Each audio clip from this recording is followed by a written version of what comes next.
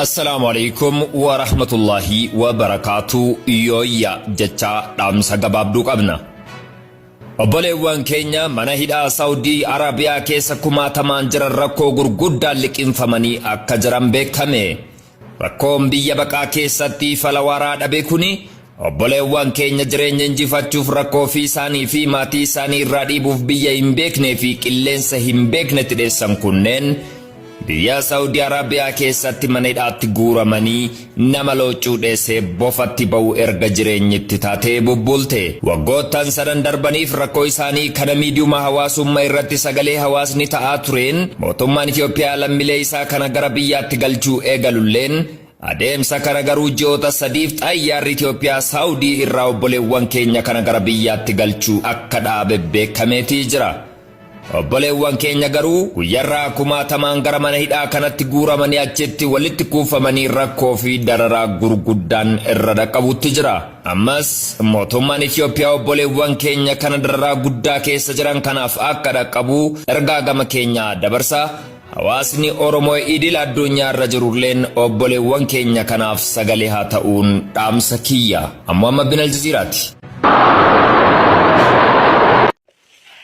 Sabako hiree hiniratan hundumtuu hiree ofii jiraata. Hireen kan isa tokko gammachiisa tolti. Hireen kan isa tokko kolfisiisaa oolti. Kan isa tokko gaddisiisaa boochisaa oolti.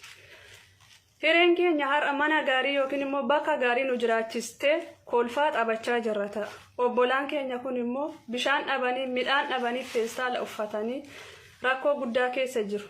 Mee obbolaan koo namummaan isinitti dhaga'ame waan hundumaa dursa gandummaa dursas amantii ofiis dursas namummaatu caalaa namummaa keessaniif mee akka nama tokkooti feestaalii kana daqiiqaa 2 hanga daqiiqaa 5 uffadhaati akkam akka nama godhu laala. Daqiiqaa 2 hin uffanneani amma baay'ee na too'ee na cannaqaa jira feestaaliin kun. Obbolaan keenya kun immoo feestaalii kana yeroo dheeraadhaaf uffatanii nyaataa fi dhugaatii malee biyya ormaa keessatti dararamaa jiru. Yaa obbolaa koo yaa saba koo badhaa saba koo guddaa Ireen keenya iddoo nu keessu hin beeknu. Biyya ormaa jirranus waan na taanu hin beeknu. Waan nurra qaqqabu hin beeknu. Kanaafuu hunda dursa namummaa caala waan ta'eef mee daqiiqaa 2 hanga daqiiqaa 5 feestaala kana uffadhaati waan isinitti dhaga'amu laalati miira obbolaan keenya keessa jiran hubadhaaf. Warreen TikTok irraa sirbaa jirtan, warreen TikTok irraa kolfaa jirtan mee miira namummaatti deebi'aati. Sirbatti hin deebina, waan biraattis hin deebina, geemittis hin deebina. Yeroo baay'ee dhaqama. Daqiiqaa 2 hanga daqiiqaa 5 obboleessa keessaniif obboleettii keessa warra mana hidhaatti dararamaa jiraniif yeroo tokko mee sagalee ta'aaf. Uummata koo uummata keetiif ka'ee dhaabbadhu.